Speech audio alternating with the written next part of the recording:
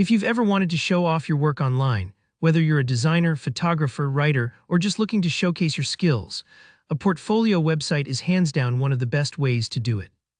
Today, I'm going to walk you through how you can create a portfolio website with WordPress, and the best part is, you won't need any coding experience or a big budget.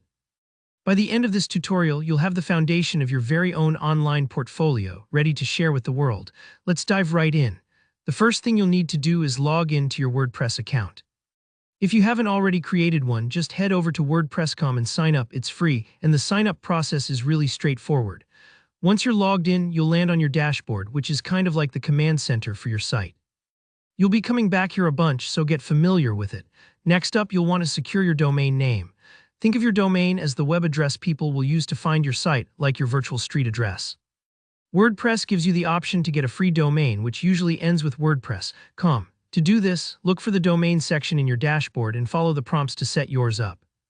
Try to pick something simple and memorable, maybe your name or your business name. Don't stress if your first choice isn't available. Play around until you find something you like.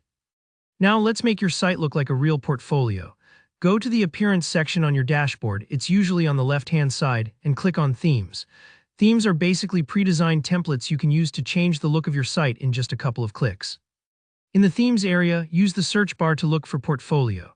This will pull up a bunch of themes specifically designed to show off your work with galleries, grids, and elegant layouts. Spend a moment scrolling through the options. You'll notice some are free and some are paid, but don't worry, there are plenty of great free choices. Once you find a theme you like, click on it to get a preview, and if it feels like a good fit, go ahead and hit Activate. This makes your new theme live, but nothing will break if you change your mind, so you can always come back and switch themes later. The fun part starts now, customizing your site. Click on Customize Site, and you'll be taken to a special editor where you can tweak pretty much everything. Style, navigation menus, the different pages you want, templates for showcasing work, and even design patterns.